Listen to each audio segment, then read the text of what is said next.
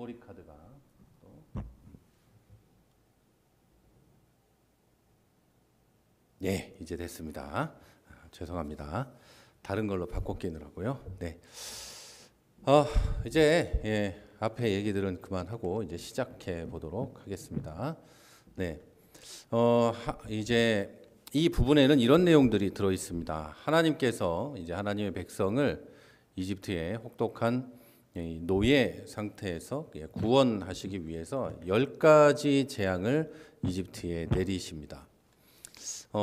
지금 이제 지난주까지 우리가 7개 재앙까지를 봤는데요. 이집트의 이 자연 질서와 신들의 무력함을 하나님께서는 여기서 드러내십니다. 자, 그럼에도 불구하고 그런 어려운 일들이 국가적으로 일어났음에도 불구하고 바로의 마음은 여전히 완강해서 이스라엘 사람들을 돌려보낼 마음이 생기지 않았습니다. 오늘 우리가 다루게 되는 출애굽기 10장부터 12장 28절까지의 말씀은 8번째 재앙인 메뚜기 재앙, 그리고 9번째 재앙인 흑암 재앙, 그리고 마지막 10번째 재앙인 이제 장자들을 치게 되는 재앙을 예고하시고, 그리고 그 심판을 피하기 위한 유월절 규례를 하나님께서 제정하는 기록이 담겨 있습니다.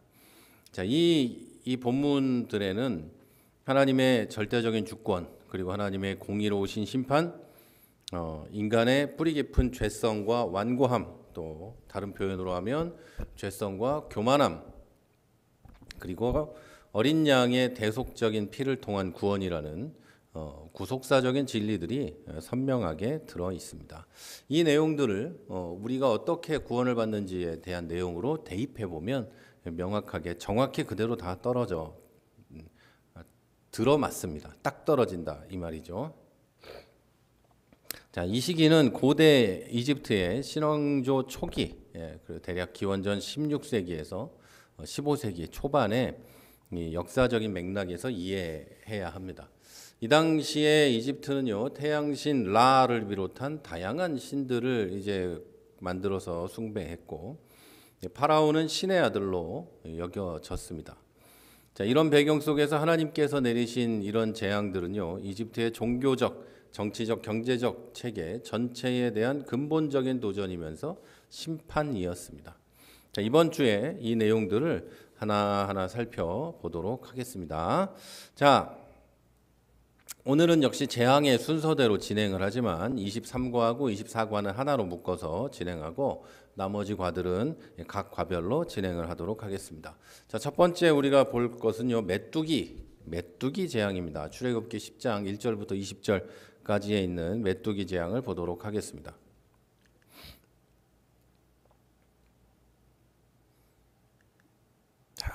이걸 안 넘기고 제가 계속 이러고 있었네요. 메뚜기 재앙까지 보도록 하겠습니다. 자, 출애굽기 10장 1절에서 20절에는요, 8번째 재앙인 메뚜기 재앙이 기록되어 있습니다. 이 재앙은 고대 근동에서 가장 두려워했던 자연재해입니다. 애굽의 경제적 기반을 완전히 무너뜨리는 치명적인 심판이었죠. 왜냐하면 당시 농경 사회였고, 농사 말고는 이제 먹고 살 길이 없는 산업이 없는 그런 시대였기 때문에 농사 자체를 망하게 하는 메뚜기 때가 나타났다는 건 이제 뭐 완전히 경제적 기반이 무너지는, 멸망하는 것 같은 그런 치명적인 심판이었다고 할 수 있습니다. 하나님께서 바로와 신하들의 마음을 완강하게 하신 것은 표징을 보여주기 위함이고, 하나님의 이 위대함을 후대까지, 그러니까 이스라엘 사람들 후대까지 전해주기 위함이었습니다. 이 표징을 보여주기 위함이라는 것은 하나님이 어떤 분인지를 보여주기 위함이고, 그것이 이집트 사람에게든 이스라엘 사람에게든 같이 하나님이 어떤 분인지를 보여주기 위함이었다 이거죠. 여기서 완강하게 하다에 사용된 히브리어 카바드는 무겁게 하다, 둔감하다, 둔감하게 하다라는 뜻으로 하나님 말씀에 대한 영적인 둔감함과 이 교만함을 나타냅니다. 여기서 하나님께서 완강하게 하셨다고 이야기하는데요. 이것은 바로의 완고함조차 하나님의 주권적인 섭리 안에 있었다는 것을 보여주는 단어입니다. 이것은 이제 지난주부터 계속 말씀드리는 이야기였죠. 바로의 이러한 교만은 모세의 책망에서 더욱 분명하게 드러납니다. 자, 모세는 바로에게 히브리 사람의 하나님 여호와께서 말씀하시기를 네가 어느 때까지 내 앞에 겸비하지 아니하겠느냐라고 모세는 바로에게 외칩니다. 여기서 이제 겸비하다라는 히브리어는 아나라고 하는데요. 스스로 낮아지다, 겸손해지다라는 뜻입니다. 바로의 근본적인 문제는 교만해서 하나님 앞에 스스로를 낮추지 못하는 거다. 그래서 그것 때문에 바로가 완고해지고 그것 때문에 바로가 완강하게 거부하게 되고 뭐 이렇게 된다는 의미입니다. 자, 이 재앙에서 주목할 만한 변화는 바로의 신하들이 처음으로 애굽이 망한 줄을 아직도 깨닫지 못하시나이까 라면서 바로에게 반대 의견을 표명했다는 겁니다. 지금까지 이런 모든 일을 볼 때 이미 애굽은 망했습니다. 아직도 당신만 그걸 모르고 있습니다. 라고 이야기하는 겁니다. 이제 신하들과 백성들까지 이런 식으로 표현을 하게 되자 이제 바로는 장정만 가라. 다시 말해서 어른들, 성인이 된 남자들만 제사를 지내러 가라. 이렇게 부분적인 타협을 시도합니다. 자, 이것은 그렇게까지 심한 재앙을 얻어맞으면서도 하나님의 주권을 인정하지 못하고 하나님의 백성들을 내보내라는 하나님의 말을 듣지 않는 그런 바로의 이 완강한 태도를 보여줍니다. 전혀 교감하지 못하는 거죠. 자기가 지금 어떤 상태에 놓여 있는지 신하들도 알고 백성도 알고 모두 다 아는데 자기만 모르는 그런 상태였습니다. 자, 하나님의 명령에 따라서 이제 동풍이 불어와 전례 없는 메뚜기 떼를 몰고 왔고 땅이 어두워질 정도로 온 땅을 덮어 남은 식물을 완전히 파괴했습니다. 극심한 피해를 본 바로는 처음으로 자기 죄를 고백하며 재앙을 거두어 달라 이렇게 간청했지만 재앙이 이제 서풍에 의해서 사라지자 다시 마음이 완악해집니다. 그러면서 이제 바로의 회개가 거짓말이었다는 게 만천하에 드러나게 됩니다. 자, 이제 두 번째 오늘 두 번째고요. 원래는 9번째 재앙, 흑암 재앙입니다. 이 흑암 재앙이 여러분 굉장히 주목할 만한 재앙인데 특별히 누가 이렇게 죽고 막 이렇게 그런 게 아니에요. 그렇죠? 그냥 깜깜한 뿐이라는 거죠. 그런데 이 재앙이 가장 중요한 재앙 중에 재앙입니다. 이제 10번째 재앙이 제일 중요하지만 제가 볼 때는 이 9번째 재앙, 흑암 재앙이 가장 중요합니다.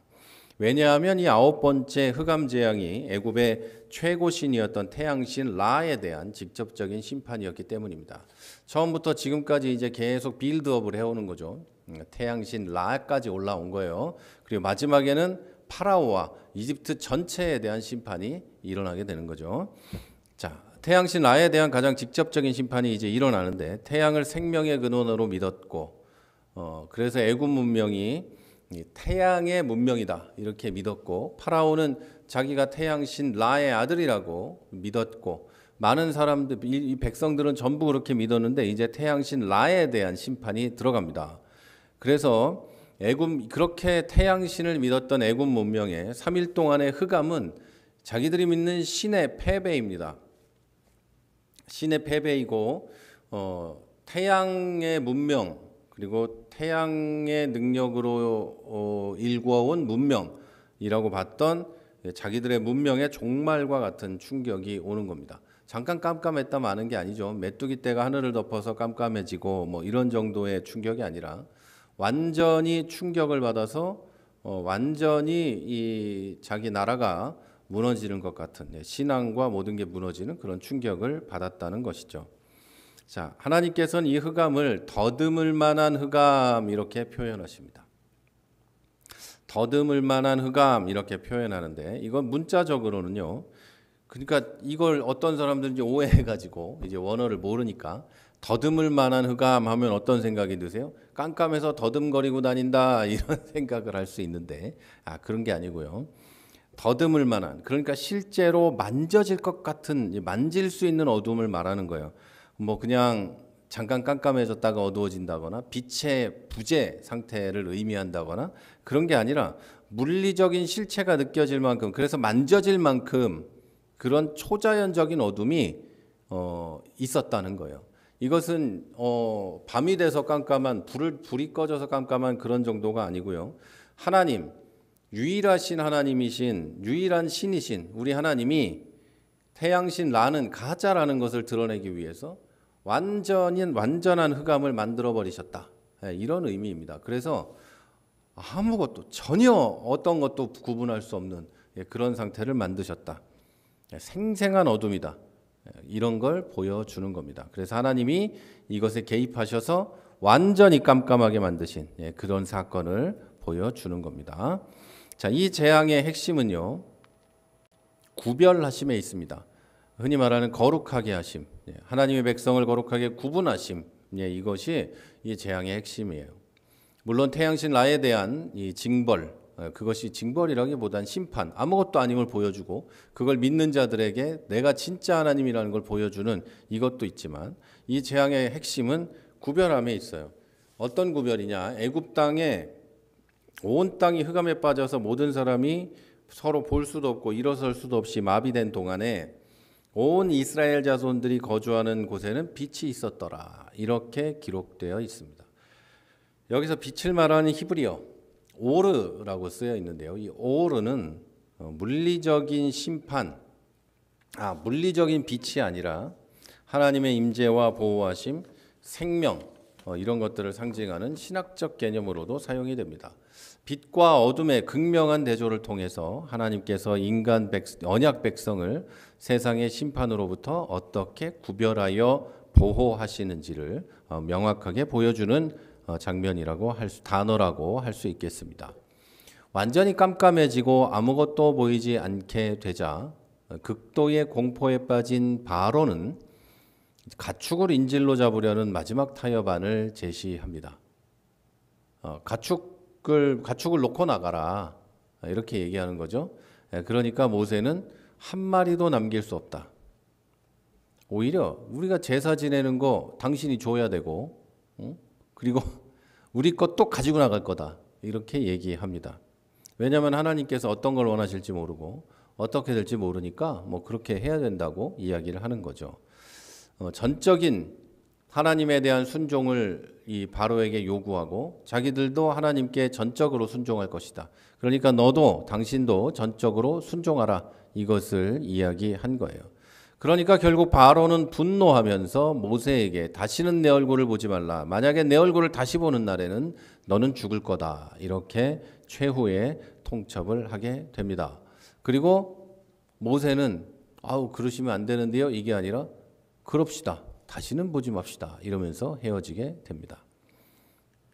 자, 그리고 이제 10번째 재앙을 예고하는 장면과 유월절을 제정하는 장면이 나오게 됩니다.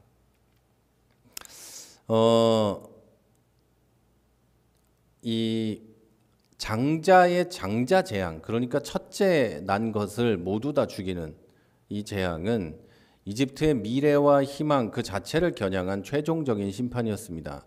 당시에는 평균 수명이 길지도 않았고요. 영아들이 많이 죽었을 거고요.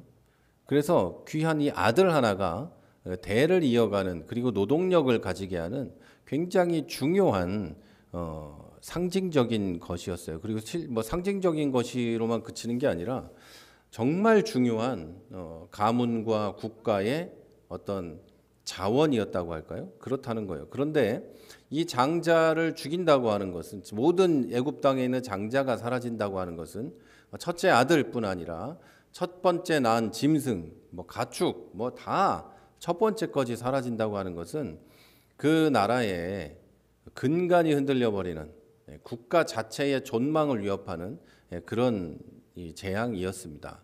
애굽에서 장자는 첫째 아들만을 뜻하는 게 아니라, 당연히 첫째 아들을 말하는 거지만 그 뜻만 있는 게 아니라 가문과 왕조의 계승자이자 신적 권위의 상징이었습니다. 이 신적 권위가 장자를 통해서 전해지는 거죠. 이스라엘에도 마찬가지였죠. 여러분 전에 배웠죠. 장자들에게 재산만이 상속되는 게 아니라 하나님의 축복권이 상속되고 나에게 약속하신, 말하자면 아브라함에게 약속하신 하나님의 약속과 그에게 주어진 권위와 이 신앙의 한 가족으로서의 그런 권위, 뭐 이런 한 가족을 이끌어가는 사람으로서의 권위가 장자에게 이어진다. 이렇게 되어 있는 거예요. 그래서 아브라함은 이삭에게 뭐 이렇게 영적으로 전해지게 되는 것이죠. 자, 그런데 이 이집트에서도 마찬가지였어요. 그러니까 태양신 라의 아들은 파라오고 파라오의 아들은 뭐 그거를 이어가는 또 아들이 되는 거고 이런 식으로 이어져 간다고 생각을 했어요. 각자 다 모든 집안들도 마찬가지였다는 거죠. 하나님은 이런 이 재앙을 통해서 이집트의 미래를 끊어버리고 사회 전체를 무너뜨린다는 선포를 하게 되는 겁니다. 하나님께서는 바로와 애굽 전역의 모든 처음 난 것을 치는 전무후무한 심판을 예고하신 거예요. 자, 그럼과 동시에 이스라엘에게는 완전한 평안과 보호를 약속하시면서 구별함, 이것을 다시 한번 강조하십니다. 이 최종적인 심판을 피할 유일한 길로 유월절 규례가 제시됩니다. 유월절을 뜻하는 히브리어 페사흐는 넘어가다, 건너뛰다라는 동사에서 유래했고요. 이걸 영어로는 패스오버라고 번역이 되어 있습니다. 지나쳐서 넘어가다 이렇게 번역이 되어 있고 우리나라 말로는 유월, 지나가다는 뜻이에요. 지나가다. 그런 걸로 번역이 되어 있습니다. 자, 이것은 하나님의 심판이 이스라엘의 집을 그냥 지나쳐가는 구원 행위를 나타내는 핵심 단어입니다. 심판하지 않고 이스라엘의 집들은 그냥 지나쳐 간다는 뜻을 나타냅니다. 자, 여기서 하나님의 구원의 방법에 대해서 우리가 조금 더 자세하게 이해하고 지나가야 합니다. 왜냐하면 지금도 이 구원의 방법이 똑같기 때문이에요. 옛날엔 상징적이고 그것이 무엇을 상징하고 지금은 실제로 예수님이 그것이 되고 그런 구원이 이루어진 것이기 때문입니다.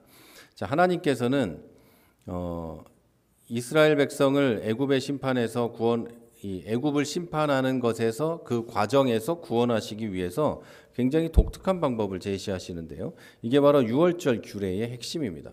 이 규례는 단순한 역사적인 어떤 사건을 넘어서고 그 당시에 이 정했던 어떤 약속을 넘어서고 기독교 신앙에서 가장 중요한 진리를 예표합니다. 첫 번째 이제 볼 것은 구원의 방법이에요. 어린 양의 피가 필요해요. 흠없는 어린 양, 흠이 없는 어린 양 이게 필요합니다. 한 가족이 그러니까 그 당시 이스라엘 사람들이 살던 곳에서 한 집이 그러니까 한 가족이 어린 양 한 마리를 택하게 되어 있습니다. 유월절 규례는 각 가족 단위로 어린 양 한 마리를 택하는 것으로 시작이 됩니다. 흠이 없는 어린 양 한 마리를 선택하는 것으로 시작돼요. 이것은 구원의 은혜가 개인이나 집단에만 국한되지 않고 한 가족 전체에게 미치는 포괄성까지 보여주는 겁니다. 어린 양은 그래서 이 부분에서 구원의 매개체가 되는 거예요. 자, 그리고 피를 문설주와 인방에 바릅니다. 자, 선택된 어린 양을 이제 잡고 그리고 그 피를 문설주와 인방에 바릅니다. 문설주는 이렇게 문이 이렇게 있으면 여기 있는 문을 이제 달아놓는 요 부분을 말하죠. 문설주. 그리고 인방은 요 위에를 말하는 겁니다.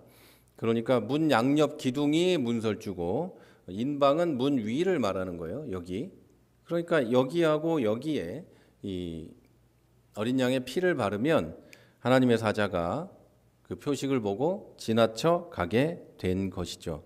이건 단지 그냥 피를 뿌리는 행위를 넘어서서 그 피가 가지는 대속적 의미를 시각적으로 보여주는 겁니다.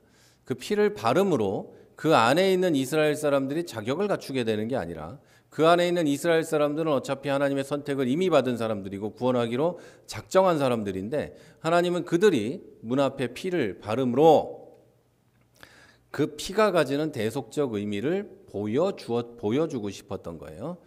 자, 그리고 그들이 그것을 하는 행위로 하나님에 대한 믿음, 그것을 보여주게 된 것이죠.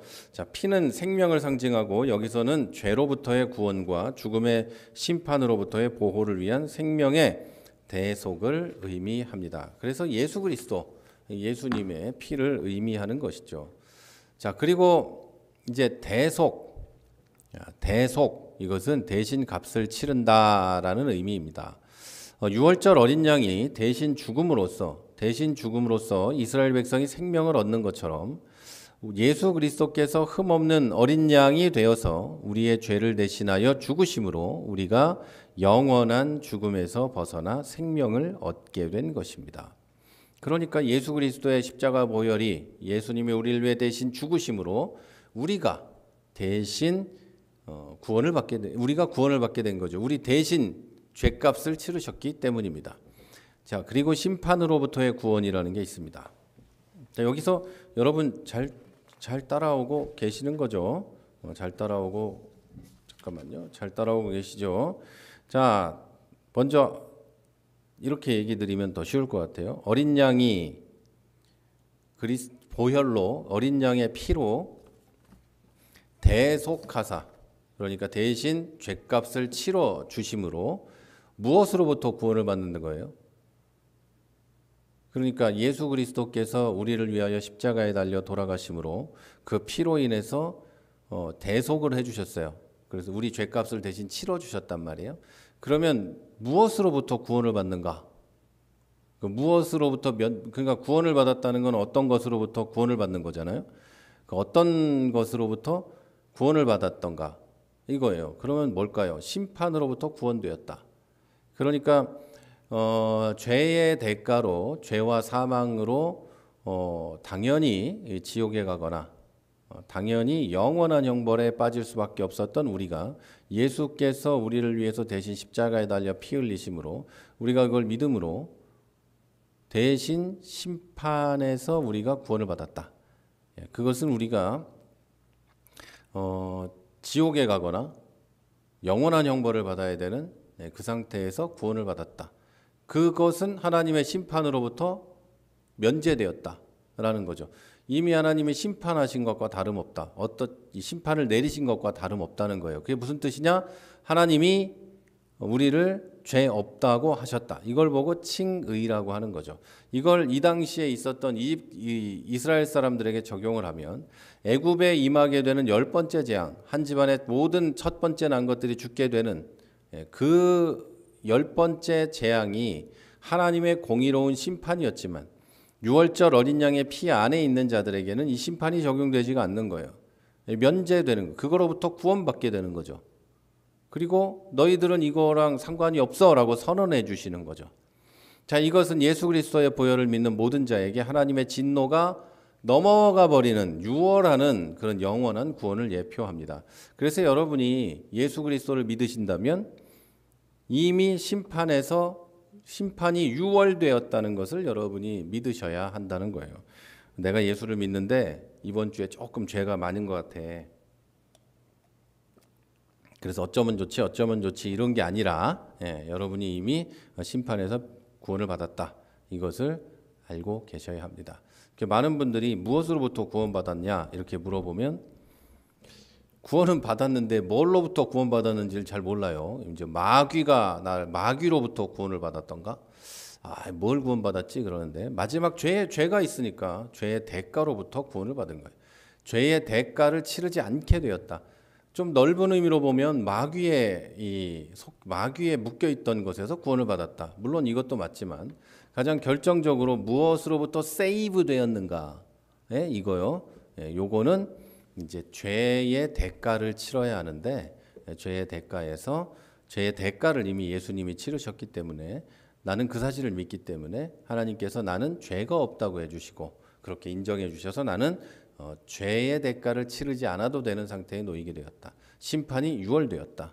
이렇게 여러분 이해하시면 되겠습니다. 결론적으로는 유월절 이 규례는 흠없는 어린 양의 피가 심판에서 구원을 받는 유일한 표징이 됨을 통해서 장차 오실 죄 없으신 구원자 예수 그리스도의 대속적 희생과 그 보혈로 인한 구원의 진리를 미리 보여주는 위대한 구속사적인 사건이라고 할 수 있겠습니다.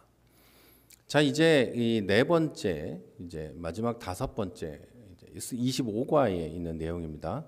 유월절과 무교절 규례를 이제 지키게 되는데요. 자, 하나님께서는 유월절을 영원한 규례로 제정하시면서 너희를 위하여 기념일로 삼아 지키라 이렇게 명령을 하십니다. 여기서 기념일에 해당하는 히브리어 원어는 그냥 과거를 추억하는 날이 아니라 이는 기념의식을 통해서 과거의 구원 사건을 현재로 가져오고 생생하게 경험하고 참여하는 살아있는 기억을 의미합니다. 사실 우리 기독교인들도 구원받은 것을 많이 잊어버릴 때가 많이 있어요. 예수님을 믿음으로 내가 구원받았다는 것, 그리고 내가 지금 어떤 상태라는 것, 하나님의 은혜와 사랑과 예수 그리스도의 십자가의 보혈로 내가 어떻게 구원을 받았고 언제 구원받은지는 당연히 기억 못할 수도 있겠지만 인식하지 못했을 수도 있겠지만 내가 구원받은 것 자체를 나 스스로 기념하고 생각하고 이렇게 이 영원한 기념일처럼 생각하고 떠올려야 된다는 거예요. 그래야 내가 구원받았다는 감격을 잃지 않으며 살아갈 수 있거든요.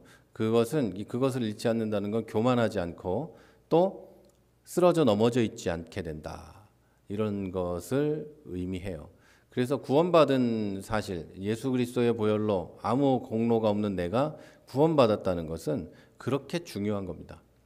그걸 기억하는 것이 그렇게 중요하다는 거예요. 그래서 저는 여러분이 구원받은 그날을, 물론 그날을 기억할 수는 없지만 구원받았다는 사실 자체만이라도 자기 자신을 위해서 기념일로 삼아서 지키면 좋겠어요. 그러니까 하나님이 유월절을 지정하시면서 영원한 기념일로 지키라 이렇게 얘기하실 때 그 앞에 너희를 위하여 이렇게 말씀하신 것을 우리가 기억하면서 저는 여러분의 구원받은 것도 그렇게 기억하셨으면 좋겠습니다. 자, 유월절과 이어진 무교절의 핵심 명령은 누룩을 제거하라는 거예요. 성경에서 누룩, 즉 히브리어 세오르는 종종 그 부패, 죄, 그리고 악한 영향력 등을 상징합니다. 죄는 물들어요. 금묵 자흑이라 그랬잖아요. 까만 데 있으면 묵 옆에 있으면 까매져요. 이렇게 까만 먹을 가는 데 있으면 당연히 까만 물이 튀는 것처럼 먹물이 튀는 것처럼 죄의 옆에 붙어 있으면 죄를 짓게 됩니다. 죄의 흔적이 조금이라도 묻어 있게 돼요. 그래서 집에서 이 누룩을 완전히 없애라는 말은 그 빵을 부풀려서 이렇게 하는 누룩을 먹지 말라는 게 아니라 구원받은 하나님의 백성이 죄로부터 완전히 거룩하게 구별된 그런 순결한 삶을 살아야 한다는 그런 의미입니다. 그래서 누룩 있는 빵을 먹는 자는 이스라엘 공동체에서 끊어질 것이라는 강력한 경고는 이러한 성결의 삶이 얼마나 중요한지를 보여주는 겁니다. 유월절에는 누룩 있는 빵을 먹지 않아요. 자, 그러니까 예수님께서 최후의 만찬 때 드신 것은 누룩이 없는 빵이었을 거예요. 유월절 날이니까. 네. 그렇죠? 당연히 누룩이 없는 빵이었을 거고 누룩이 없는 빵은 그냥 완전히 딱딱한 그런 빵이었겠죠. 밀가루만 가지고 이렇게 만든 그런 거거나 아니면 밀가루 정제가 잘 안 됐다면 약간 시커먼 빵 이런 것이었겠죠. 그런 걸 우리가 좀 기억하면서 그래서 이런 걸 먹을 때 유월절에 그런 걸 먹으면서 누룩을 없애는 죄를 없애야 된다. 우리가 죄를 짓지 말아야 된다고 그들이 생각하는 것처럼 우리도 우리 가정에 그리고 나의 삶에서 누룩을 없애는 그런 삶을 좀 살아가야 합니다. 그래서 성만찬 때도 성만찬을 하면서 유월절 떡을 상징하니까 유월절 빵을 상징하는 거니까 그걸 먹으면서도 누룩을 없애려는 노력을 하고 이런 노력을 해야 된다는 거죠. 그래서 죄를 완전히 짓지 않을 수는 없겠지만 그래도 여러분이 죄를 짓지 않으려는 노력을 하고 누룩을 없애려는 노력을 하고 우리 집안에서 누룩을 없애려는 어떤 그런 노력들을 하면서 살아가야 할 거라고 저는 생각을 합니다. 그래서 제가 드리고 싶은 말은 여러분이 구원받았던 것, 그것을 여러분이 여러분 자신을 위해서 기념하고 그날은 모르지만 다시 말씀드리지만 알 수 없겠지만 그날을 기념하고 또 생각하고 하면 좋겠어요. 많은 사람들이 생일은 잘 기억하고 결혼기념일도 기억하고 별걸 다 기억하는데 내가 구원받았다는 건 잘 기념하지 않아요. 그러니까 한 날 뭐 정하지 않아도 되지만 그걸 좀 기억하고 그래서 그날이라도 누룩을 제거하는 그런 의식은 아니지만 그런 기도, 그런 마음가짐을 닦았으면 좋겠습니다. 자, 이 규례의 또 다른 핵심은요, 신앙을 전수하는 것에 있습니다. 자녀들이 이 예식이 무슨 뜻이냐고 묻거든 여호와께서 어떻게 애굽 사람을 심판하실 때 이스라엘의 집을 넘어가셔서 그러니까 유월하셔서 구원하셨는지를 가르치라고 이 명령을 하십니다. 자, 이는 구원의 역사가 그냥 지식 전달만이 아니라 살아있는 신앙 고백으로서 다음 세대에 이어져야 함을 강조합니다. 자, 이에 대해서 이스라엘 백성은 순종하며 하나님께 경배했고 순종했고 이것은 참된 믿음의 반응이었습니다. 그래서 저는 집에서 만약에 어린 아이들이나 집안의 아이들이 왜 교회를 가냐 이렇게 물으면 야 너도 다녀봐 좋은 거야 이렇게 말씀하시지 말고 어떻게 하나님께서 부모된 나를 우리 나를 구원하셨는지를 자녀들에게 설명해 줄 수 있고 자녀들은 그것을 듣고 과연 그러한가 하면서 궁금해지고 그래서 교회에 같이 예배드려도 보고 그리고 자기 자신도 구원을 받는가 하는 생각도 한번 해보고 이런 역사들이 우리 가운데 일어나게 되기를 바랍니다. 그래서 교회 가면 좋아 이런 말만이 아니라 구원받는 것은 도대체 어떤 것이고 엄마 아빠는 어떻게 구원을 받았는지를 전달해 줄 수 있는 신앙의 전수가 우리 가운데 일어나기를 바랍니다. 자, 그리고 이번 주에는 제가 짧게 열심히 줄여놨기 때문에 주요 교리 학습 몇 가지 말씀드리고 마치도록 하겠습니다. 첫 번째는 하나님의 절대 주권과 인간의 전적 타락입니다. 자, 이건 계속 말씀드리는 거니까 이 부분은 좀 짧게 언급만 하고 간단하게 지나가도록 하겠습니다. 계속해서 나타나는 10가지 재앙은 하나님의 절대적인 주권과 인간의 전적 타락 교리를 선명하게 드러내주고 있습니다. 하나님은 바로의 마음을 완강하게 하심으로 당신의 능력을 보이시고 그 이름을 온 천하에 전파하십니다. 이것은 하나님의 절대 주권과 예정을 보여주는 본문이라고 할 수 있습니다. 하나님께서 바로의 마음을 완악하게 하시는 것은 이것은 하나님이 악의 창조자라는 의미가 아니라 악의 창조자 무슨 의미인지 아시겠죠? 악을 창조해내고 하나님으로부터 악이 나오는 그런다는 게 아니라 이미 존재하는 인간의 죄성, 전적으로 타락한 인간의 죄성을 통해서 하나님의 목적을 이루신다. 그것마저도 사용하신다는 의미입니다. 자, 타락한 인간의 의지는 하나님의 선행 은혜 없이는 선을 선택할 수 없고 이 말 되게 어렵죠. 이게 무슨 말이냐면 어떤 사람이 예수님을 안 믿는 사람이에요. 전혀 교회와 하나님과 관계없는 어떤 사람이 갑자기 하나님을 발견하고 싶어하고 과연 하나님이라는 신이 있을까라고 하면서 성경을 읽게 되고 그러다가 예수를 믿게 된다. 이런 일은 일어나지 않는다는 얘기입니다. 타락한 인간의 의지는 전적으로 타락해서 스스로 선을 행할 수 없고 그렇기 때문에 스스로 선을 선택하거나 행할 수 없기 때문에 그 인간이 나쁜 말이에요. 그러한 인간은 절대로 스스로 하나님께 나올 수 없고 구원받을 수 없다는 의미예요. 이게 한 가지 조건이 허락하면 이런 일들이 가능한데 스스로 성경을 보게 되고 스스로 하나님을 찾게 되고 막 이런 거 있잖아요. 교회에서 전도를 받은 적이 없는데 혼자 막 그런 사람들이 있잖아요. 예를 들면 스님이 돌을 닦다가 갑자기 내가 하나님을 찾아봐야 되겠는데 이런다거나 이런 거를 말하는 거예요. 자, 이게 어떤 거냐면 하나님의 선행적인 은혜가 없이는 이런 일이 일어나지 않는다. 그래서 그런 분들이 있는 것은 하나님이 그들에게 먼저 은혜를 주셔서 그들이 하나님을 찾고자 하는 마음이 생기고 하나님으로부터 인도하심을 받아 하나님으로 가는 길을 하나님이 제시해줘서 하나님을 발견하게 되고 믿게 된다. 뭐 이런 의미예요. 그런 걸 모르는 사람은 자기가 교회에 오고 자기가 하나님을 만나게 됐다고 계속 얘기하게 되는 거죠. 그게 모두 하나님의 은혜인데 그렇다는 거예요. 그런데 한편으로는 이런 말하는 사람들이 있어요. 인간에겐 자유의지가 있어서 이 자유의지는 그냥 내 마음대로 무언가를 선택하고 결정할 수 있는 자유의지가 있다. 이런 뜻이 아니고요. 자유의지란 무슨 뜻이냐면 자기 혼자 스스로의 의지로 하나님을 선택할 수 있다. 이런 의미예요. 여기서 말하는 게. 그래서 여러분 기독교에서 이런 교리적인 이야기를 할 때 선, 악, 그리고 뭐 자유의지, 하나님의 선행적 은혜 이런 걸 말할 때 이 자유로운 의지는 그냥 인간이 오늘 점심을 라면을 끓여 먹을까, 육개장을 먹을까 이런 걸 선택하는 자유의지를 말하는 게 아니에요. 그런 걸 말하는 게 아니라 하나님을 선택할 수 있는, 그리고 스스로 악을 선택할 수 있는 이런 자유의지들을 말하는 거예요. 그러니까 이 부분에 대해서 사람들이 오해를 하고, 그러면 하나님이 라면 먹으라 그러면 라면 먹고, 오늘 버스 타라 그러면 버스 타야 되냐?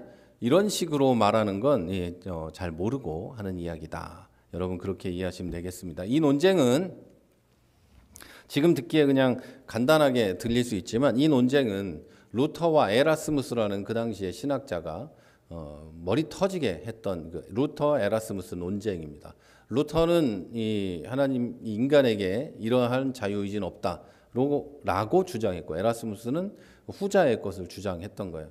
인간은 스스로 하나님을 선택할 수 있고 구원받을 만한 일을 선택해서 할 수 있다. 뭐 이런 식의 논쟁이었어요. 그러다가 이것 때문에 루터가 종교개혁의 단초를 갖게 됩니다.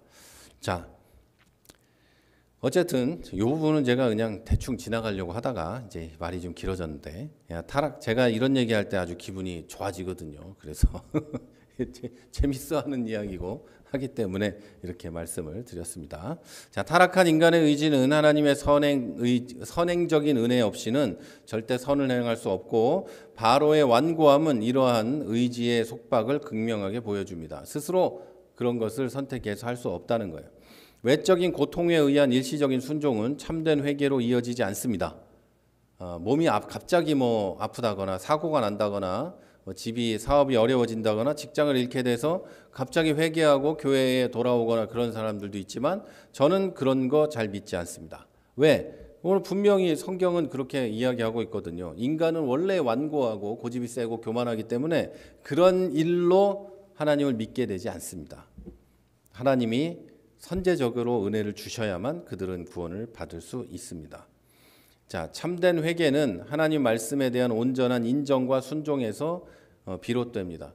이것은 선행적인 은혜가 있어야만 이 사람들이 하나님께 온전히 하나님을 인정하고 하나님께 순종하게 되고, 그리고 회개할 수 있게 됩니다. 이처럼 오늘 우리가 배운 이 본문들에는 하나님의 주권적 섭리가 인간의 완고함까지 포함하고 인간의 전적으로 타락한 의지의 속박이 인간의 전적 타락으로 인한 의지의 속박이 얼마나 깊은지를 동시에 보여줍니다. 그러니까 이 자유로운 의지가 없다는 거예요. 자유롭게 하나님을 선택하고 자유롭게 하나님을 따르고 할 만한 의지가 없다. 왜? 마귀가 속박하고 있기 때문이에요. 그러나 하나님께서 그에게 은혜를 주시면 예수를 알게 되고 구원받게 되고 하나님을 따르게 되는 이런 은혜가 있게 됩니다. 자, 그리고 이걸 보여드리지도 않으면서 저 혼자 계속 이야기를 했네요. 자, 그리고 그리스도 중심의 구원입니다. 출애굽기 10장에서 12장 오늘 우리가 읽은 본문들에는 구속사적인 관점에서 그리스도의 대속사역과 언약 백성의 구별을 보여주고 있습니다. 특별히 유월절 어린 양은 그리스도의 가장 분명한 예표라고 할 수 있습니다. 흠없고 일련된 수컷 어린 양은 그리스도의 무죄성과 완전성을 보여주고, 그 피가 문설주와 인방에 발라졌을 때 하나님의 심판이 넘어갔다는 것은 그리스도의 보혈 때문에 받게 되는 보혈의 능력으로, 보혈의 은혜로 받게 되는 대속적인 구원을 상징해 줍니다. 자, 구약의 제사 제도는 그리스도의 단번 제사를 가리키는 그림자이고, 자, 이게 무슨 뜻이냐면 예수 그리스도의 십자가의 죽음은 여러 번이 아니잖아요. 한 번, 단 한 번의 사건이잖아요. 그러니까 단번 제사, 단 한 번의 제사로 예수님이 십자가에 달려 돌아가심으로 우리의 죄를 다 한 번에 구원하신 거예요. 그러니까 죄를 한 번 지을 때마다 흠없는 어린 양을 1년 된 흠없는 수컷 어린 양을 잡아서 그것을 제사를 지내서 죄를 씻어내는 것이 아니라 예수 그리스도의 단 한 번의 이 제사라기보다는 십자가에 달려 돌아가심으로 우리가 그 사실을 믿음으로 하나님은 우리를 구원해 주신다. 더 이상 제사가 필요 없는 존재가 된다. 완전히 구원받았기 때문인 거예요. 자, 유월절 어린 양의 피는 죄인들을 영원한 사망에서 구원하는 그리스도의 보혈을 나타내 줍니다. 자, 그리고 세 번째 마지막 이제 교리인데요. 오늘 우리가 본 출애굽기 10장에서 12장에는 바로의 완고함과 일시적인 굴복 그리고 이스라엘 백성의 순종적인 반응을 계속해서 교차하면서 보여줍니다. 이것을 통해서 성경이 하고 싶은 얘기는 참된 순종과 거짓된 회개 이 차이를 보여줍니다. 바로는 고통과 이 재앙의 고통 그 속에서 죄를 고백합니다.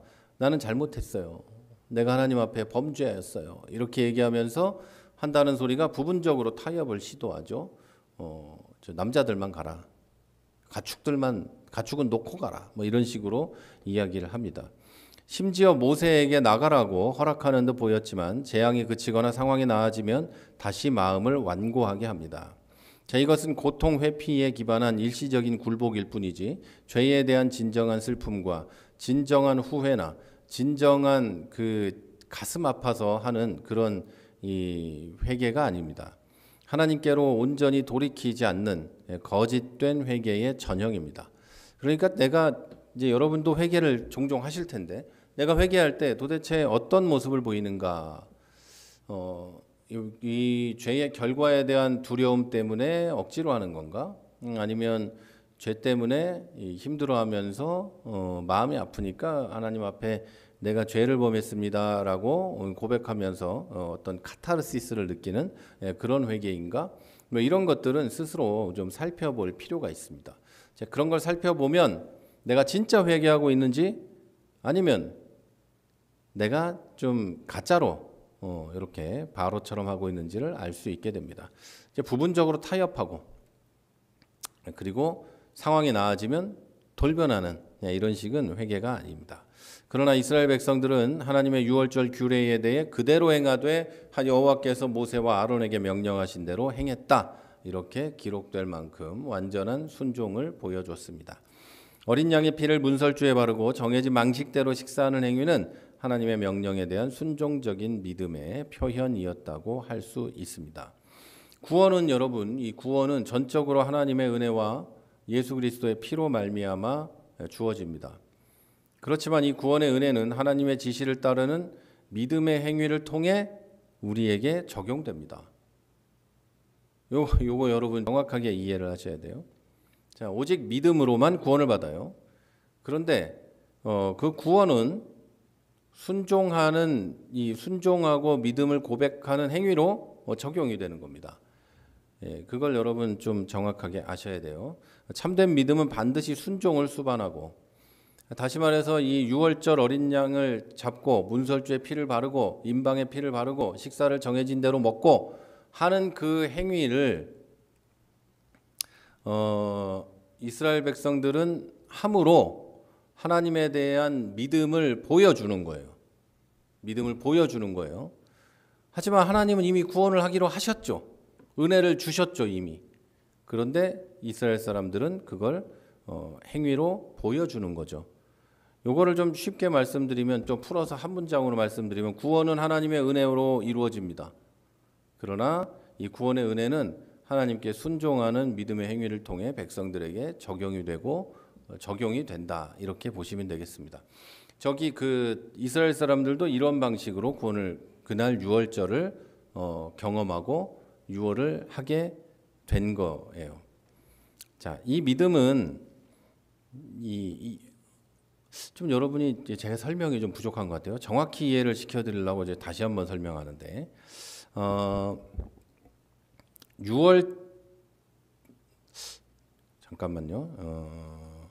정확하게 이렇게 설명을 드리면 되겠습니다. 우리의 구원은, 우리가 받는 구원은요, 오직 은혜로 주어지는 믿음을 통해서 완성됩니다. 그렇죠? 우리가 받는 구원은 오직 은혜로만 주어지는 믿음으로만 완성이 됩니다. 완성이 돼요. 그런데 이 믿음은 순종을 동반합니다. 이해가 되시나요? 순종을 동반해요. 순종하지 않는 믿음은 죽은 거예요. 행위가 없는 믿음은 죽은 거예요. 그럼 믿음이 아니라는 거예요. 순종을 해야 믿음이 있다는 얘기죠. 이것은 우리 개혁신학, 우리가 믿고 있는 성경이 강조하는 것과 일맥상통하는, 정확히 성경에 강조하는 내용입니다. 따라서 오늘 우리가 배운 이 본문들은 외적인 고통이나 상황 변화에 따른 일시적인 굴복이 아니라 하나님의 말씀에 대한 신뢰와 경외심에서 비롯된 순종적인 믿음이 참된 신앙의 본질이라는 것을 가르쳐줘요.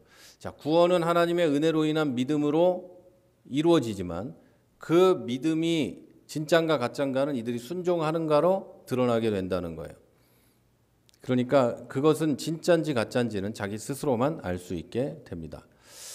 자, 오늘 결론을 말씀을 드리도록 하겠습니다. 여러분, 오늘 우리는 출애굽기 10장에서 12장의 말씀을 통해서 하나님의 절대적인 주권과 공의로운 심판, 인간의 뿌리 깊은 죄성과 완고함, 그리고 어린 양의 대속적인 피를 통한 구원이라는 위대한 구속사적 진리를 알아봤습니다. 자, 10가지 재앙은 이 모든 거짓된 권세와 신들의 무력함을 드러내고 오직 여호와 하나님만이 참된 주권자이시며 하나님이심을 만방에 선포했습니다. 바로의 계속된 완고함은 타락한 인간의 죄성이 얼마나 깊고 하나님의 은혜 없이는 스스로 돌이킬 수 없는지를 보여줍니다. 그러나 하나님께서는 이러한 인간의 완고함까지도 하나님의 구속사적인 목적을 이루는 도구로 사용하셨습니다. 자, 그리고 마침내 유월절 어린 양의 피를 통해 하나님의 언약 백성을 심판해서 구별하시고 하나님은 그들을 구원하셨습니다. 이 유월절 어린 양은 신약 시대로 와서 죄 없는 예수 그리스도를 예표하고 그분의 십자가만이 우리를 죄와 사망의 심판에서 구원하는 유일한 길이라는 것을 보여줍니다.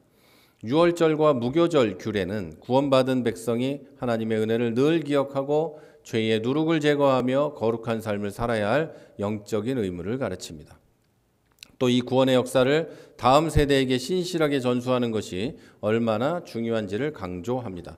아까도 말씀드린 대로 저는 여러분이 나 자신이 구원받은 게 언제인지는 기억하지 못하지만 그것을 계속 떠올리면서 내가 구원받았다는 사실을 떠올리면서 어떻게 내가 믿음을 지키고 신앙생활을 해가는지를 자녀들에게 전수하고 그들이 물어볼 때 이런 것들을 가르쳐주는 그런 신앙생활을 해갔으면 정말 정말 좋겠습니다.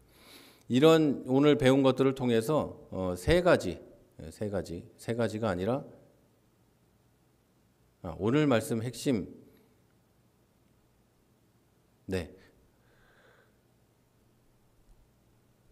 여기서 요 얘기를 딱 하면 되겠네요. 오늘 말씀 세 가지 핵심 정리를 하도록 하겠습니다. 오늘 제가 짧게 줄이려고 막 줄여놨더니 제 원고에서 이게 띄어져 있는 부분들이 있어서 그렇습니다. 줄이지 말아야 될 것 같아요. 어차피 끝나는 시간이 똑같은데 양해해 주시고, 자, 오늘 말씀 세 가지 핵심 정리합니다. 진리 1. 역사의 유일한 주권자는 오직 하나님 한 분뿐이다. 2. 인간은 하나님의 은혜 없이 스스로 구원할 수 없는 완고한 죄인이다. 3. 자, 구원은 오직 죄 없으신 어린 양 예수 그리스도의 대속적인 피를 통해서만 주어진다. 자, 이 세 가지가 오늘 핵심이고요. 이것을 우리 삶에 한번 적용해 보면 이렇습니다. 우리 삶의 모든 영역에서 하나님의 주권, 절대 주권을 인정하고 하나님 뜻에 우리가 겸손하게 순복해야 합니다. 둘째, 거짓된 회개가 아니라 참된 회개에 이르도록 힘써야 합니다. 셋째, 부분적인 순종이 아니라 전인적인 순종을 하나님께 드려야 합니다. 넷째, 예수 그리스도의 대속적인 보혈만이 우리의 유일한 구원의 근거임을 확신하고 오직 그분만을 의지해야 합니다. 다섯째, 하나님의 구별된 백성으로서 세상의 죄악된 문화와 구별된 거룩한 삶을 살아가야 합니다. 자, 마지막으로 우리에게 맡겨진 다음 세대에게 이 위대한 구원의 복음과 하나님의 구속 역사를 신실하게 가르치고 전수해 줘야 합니다. 자, 여러분, 하나님의 최종적인 심판과 구원의 은혜를 여러분 기억하시기 바랍니다. 하나님이 여러분을 구원하셨고 여러분에 대한 최종적인 심판도 끝났습니다. 여러분은 이제 심판대 앞에 설 일이 없고 마지막에 이 예수 믿은 사람들 말하는 거예요. 예수를 믿고 구원받은 사람은 마지막에 하나님을 즐겁고 행복하게 만나게 될 일만 남아 있음을 믿으시기를 바랍니다. 여러분 오직 그리스도의 보혈만을 의지하고 믿음으로 순종하고 거룩한 삶을 살고 다음 우리의 자녀들과 다음 이 세대들에게 복음을 전수하는 복된 성도들 또 우리 교회가 될 수 있게 되기를 주님의 이름으로 축복합니다. 자, 여러분 오늘